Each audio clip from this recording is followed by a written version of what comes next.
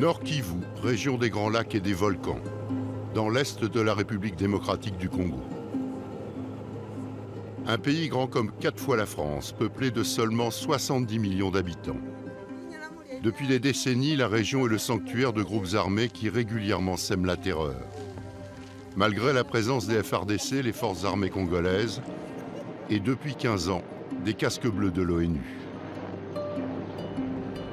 Nous sommes sur le territoire de Béni, non loin de la frontière ougandaise, en compagnie du pasteur Noé. Là où nous allons rencontrer des déplacés qui sont à Oicha et qui ont fui les villages où les massacres ont eu lieu. Et les quelques personnes que vous voyez là viennent la journée comme ça. Mais lorsqu'il fait 16 heures, vous ne pouvez plus voir personne ici. Ils viennent récupérer la nourriture de leurs champs et rentrer dans la cité. Toutes ces maisons-là, ils sont abandonnées.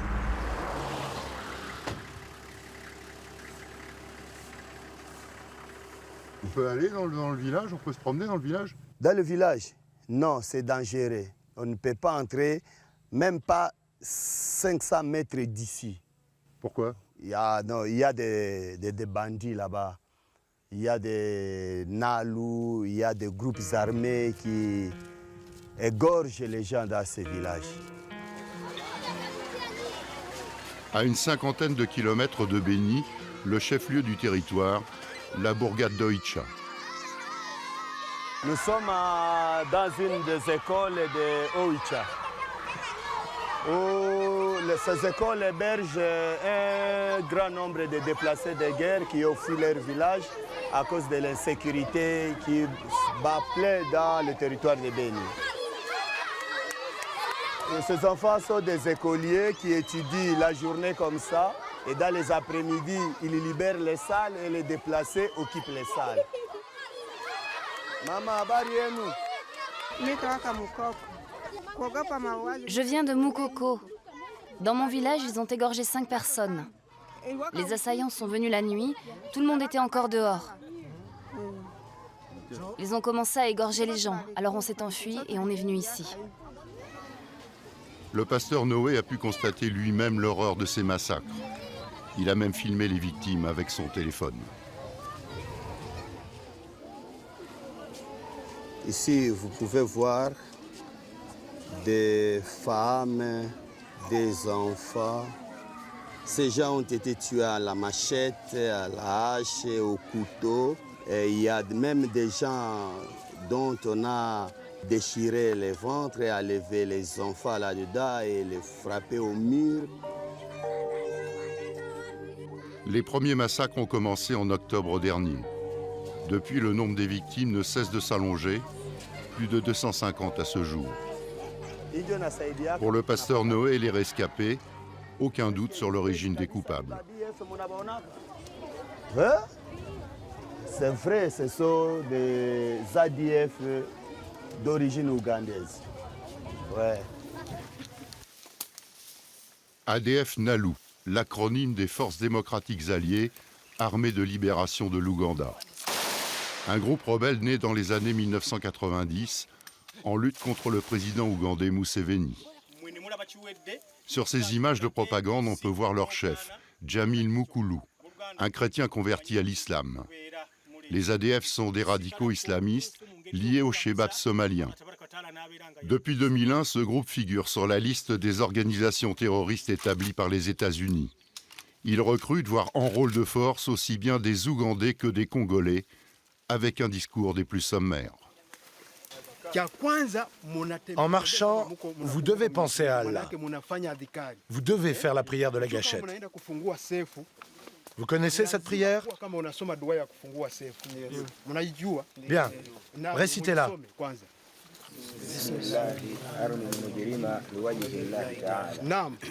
Bien.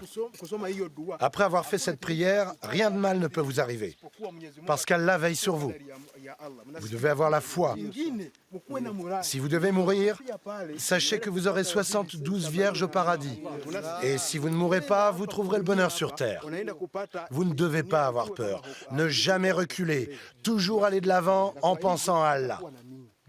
Quand vous devez tuer, dites-vous que ce n'est pas vous qui le faites. C'est Allah qui vous guide. La RDC leur sert de base arrière.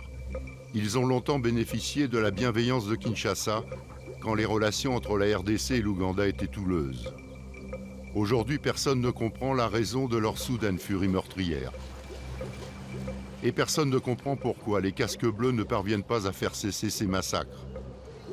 Ils sont près de 20 000 en RDC au sein de la MONUSCO, la mission de l'Organisation des Nations Unies pour la stabilisation en République démocratique du Congo. La seule mission de maintien de la paix a disposé d'une brigade d'intervention autorisée à faire usage de la force de manière offensive. Elle l'avait fait avec succès il y a 2 ans contre le M23 pour le général Santo Cruz, commandant en chef des troupes, s'adapter à la stratégie des ADF et plus complexe. Ici, c'est une région avec un problème très complexe en ce moment, parce que la façon d'opération des ennemis de l'ADF, c'est un terrorisme avec les crimes contre la population civile, contre les enfants, contre la femme, contre les hommes qui n'ont pas de défense. Nous allons réussir. C'est un problème de localiser l'ennemi et prendre les actions appropriées. Toutes les troupes de MONUSCO et avec la RDC et la police nationale sont engagées pour la solution. Le commandant en chef des casques bleus n'en dira pas plus. Nous avions demandé de pouvoir suivre des unités de la MONUSCO sur le terrain, de pouvoir discuter avec les chefs de patrouille, les soldats. On nous a seulement autorisé 2 patrouilles, avec interdiction formelle de toute interview, pas même avec l'officier de presse qui nous accompagnait. Une communication verrouillée à l'extrême. Plus de 15 nationalités se côtoient au sein de la MONUSCO. Les plus gros contributeurs en hommes de l'ONU sont le Bangladesh, l'Inde et le Pakistan. Et de plus en plus les pays africains. L'ONU verse aux États un peu plus de 1 000 € par homme et par mois. Chaque État paie ses soldats comme il l'entend, en gardant souvent une bonne part de l'indemnité onusienne. Pour nombre de pays, les missions de maintien de la paix sont une vraie manne financière. Patrouille de jour avec des Jordaniens et des éléments des FARDC, les forces congolaises. Petit problème, les premiers parlent seulement arabe ou anglais, les seconds français ou swahili. Comment vous faites pour communiquer entre vous? Ils parlent dans leur langue, alors quand nous devons communiquer avec eux, on le fait par des signes. On parle par signes pour savoir si on fait une patrouille à pied, s'il faut se mettre sur 1 ou 2 colonnes.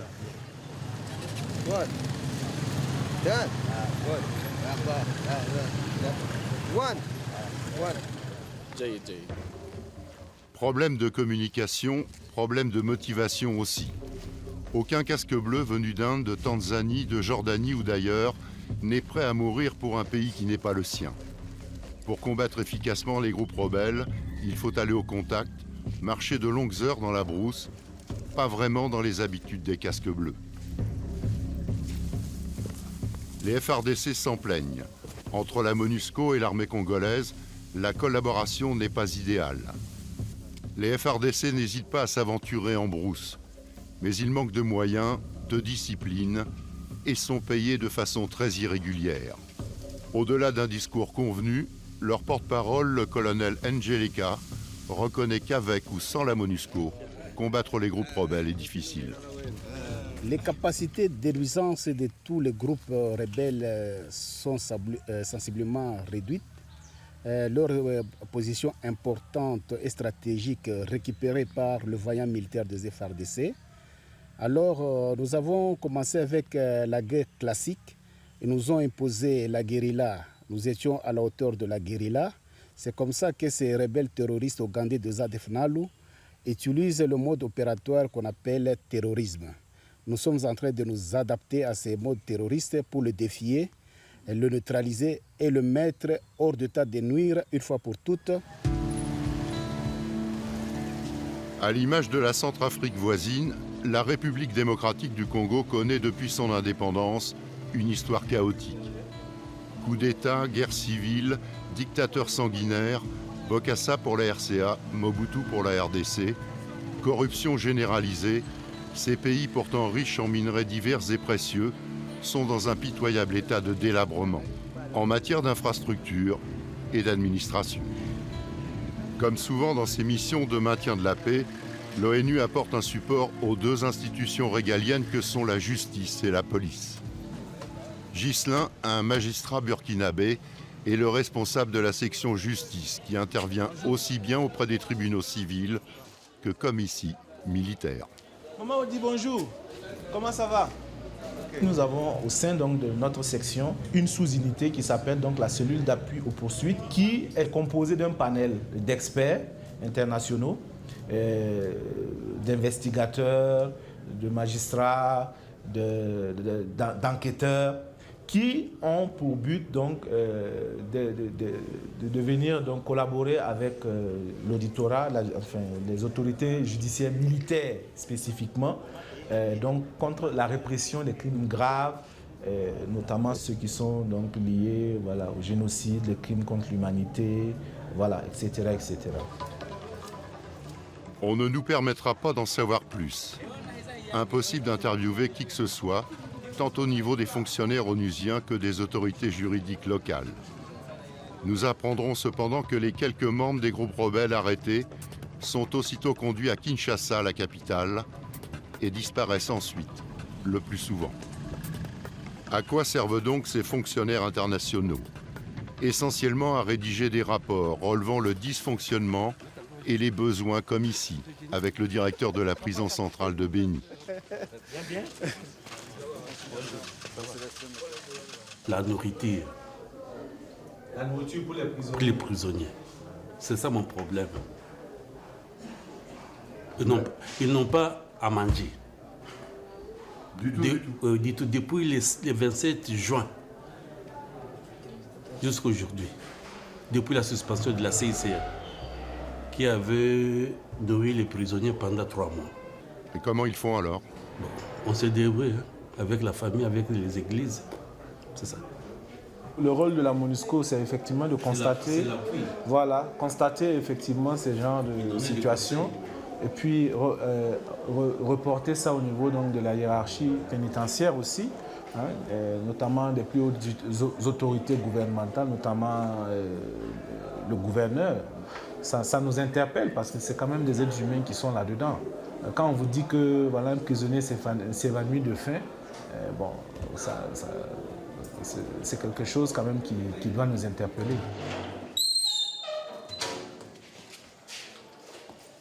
Image volée d'une situation que les fonctionnaires de l'ONU se contentent de constater. Locaux délabrés, personnel pénitentiaire non payé depuis 6 mois.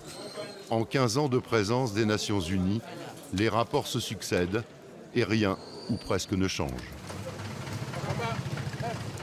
Constat identique avec la section police de la mission des Nations Unies en RDC. Installation d'un checkpoint sur la route, policiers congolais, escorte indienne. Non, l'autre donc, lui va rester ici. C'est l'autre là-bas. Charles, policier ivoirien, tente de mettre un peu d'ordre à ce pittoresque déploiement de force. Là encore, nous ne sommes pas autorisés à interviewer quiconque. Nous tentons quand même notre chance, mais les images parlent d'elles-mêmes.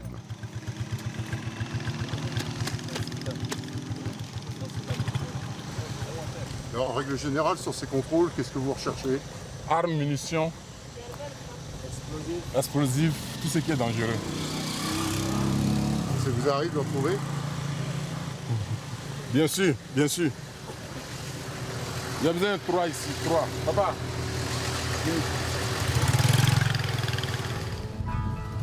Autre mission des policiers des Nations Unies, entretenir le contact avec la population, en rendant visite aux chefs de quartier et de village, Mais en ces temps agités, leur déplacement se limite à la seule ville de Béni.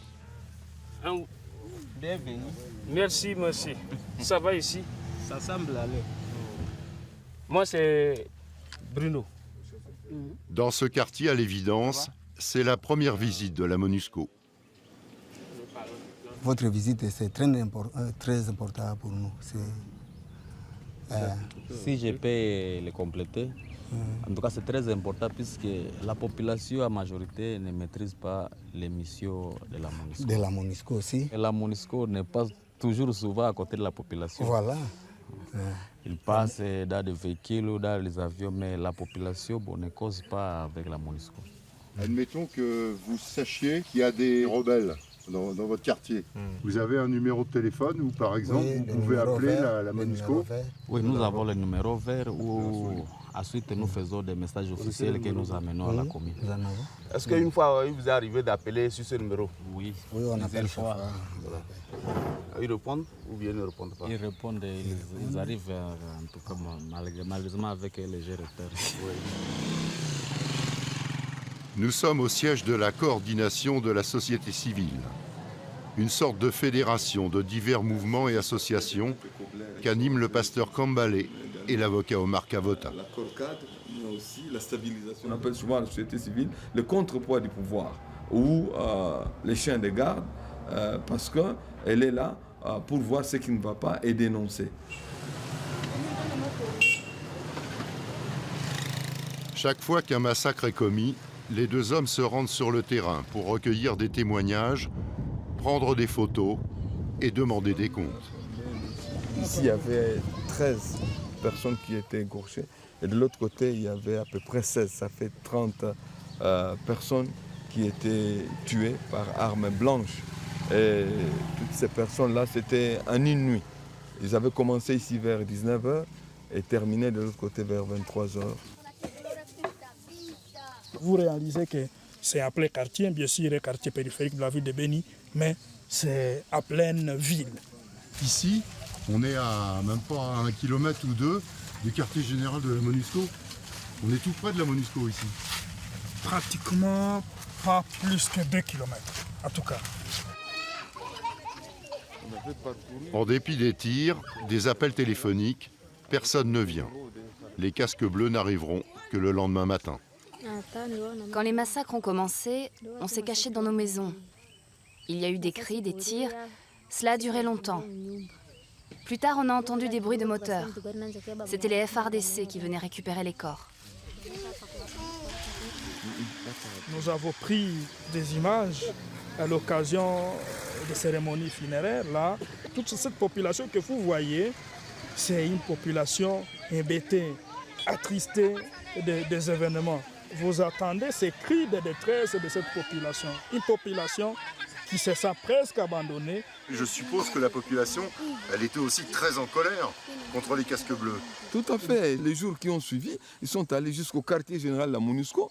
Ils ont cassé le portail. Ils sont entrés à l'intérieur, ils jetaient des cailloux, ils jetaient des pierres contre la MONUSCO, réclamant le départ de cette mission. La MONUSCO est autorisée de s'engager militairement pour protéger la population à travers la brigade d'intervention, avec ou sans les concours des FARDC. Dans l'ensemble, la population ne comprend absolument rien que la MONUSCO soit là avec plus de 19 000 hommes, avec tout ce qu'ils ont comme arsenal logistique et continuer à comptabiliser les morts, les gens tués, massacrés.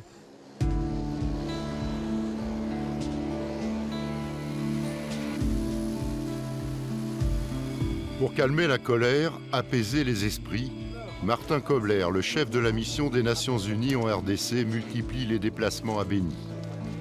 Visite de quelques heures, au pas de course, sous escorte imposante. Bienvenue encore une fois.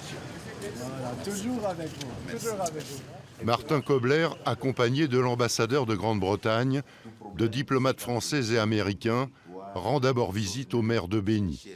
Une petite demi-heure d'entretien. À la sortie, les visages sont tendus et les déclarations convenues. Merci bien pour la réunion ici, Monsieur le maire, Monsieur l'administrateur du territoire. C'était vraiment un message de solidarité, de continuer de combattre ceux qui ont commis ces atrocités. Nous tous, la population, les FRDC, la force de la MONUSCO, nous sommes ici avec le commandant de la force, avec le commandant de la brigade d'intervention ici. Nous tous devons être ensemble ici, en solidarité contre les terroristes qui font ces atrocités dans ce territoire. Merci. Vous pouvez leur assurer qu'il n'y aura plus de crimes? Vous pouvez lui assurer qu'il n'y aura plus de crimes? Une question pour le maire. Monsieur le maire, alors, est-ce que vous êtes rassuré? Le triangle de confiance est là. Il y a la population, les FARDC et la MONUSCO. Tant que ce triangle marchera très bien, nous pensons que tout ennemi devrait être bouté dehors. Direction ensuite le camp des casques bleus indiens pour une série de rencontres. Évaluation d'abord de la situation militaire avec les chefs locaux de l'armée congolaise. Officiellement, la coopération entre casques bleus et soldats congolais fonctionne bien, mais tel n'est pas toujours le cas dans la réalité. Puis rencontre avec les membres de la société civile. Parmi eux, l'imam du territoire de Béni et Maître Kavota. Merci. Nous commençons aussi à nous dire que ces rencontres se multiplient de plus en plus et les résultats traînent à venir. Nous pourrons suivre de loin quelques échanges musclés entre les membres de la société civile et le chef de la MONUSCO. Sur le thème « Vous ne servez à rien », vous êtes ici pour toucher vos gros salaires et ne prendre aucun risque. Qu'avez-vous fait depuis 15 ans ? À travers son imam, la petite communauté musulmane exprime, elle, ses craintes d'être assimilée aux rebelles, de connaître à terme le sort des musulmans centrafricains. Nous sommes en train d'insister sur la différence entre une association confessionnelle comme la communauté musulmane et un mouvement politico-militaire. Nous sommes en train d'insister sur ça parce que nous faisons la religion, nous ne faisons pas la politique.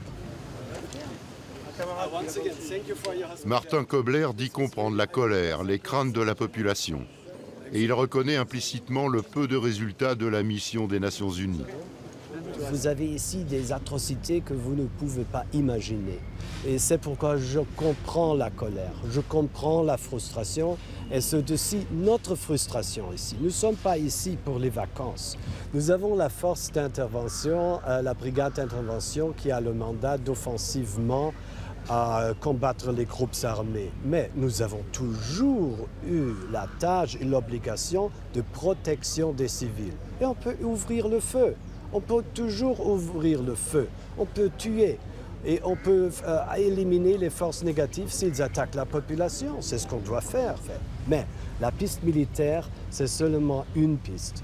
Il faut adresser le problème aussi politiquement. Ce ne sont pas seulement les groupes armés, ce ne sont pas seulement les forces négatives. Ce sont aussi les forces qui sont utilisées par la politique pour créer les instabilités. En RDC, comme dans nombre de pays où les casques bleus sont déployés depuis longtemps, les populations s'interrogent sur l'utilité de ces missions de la paix.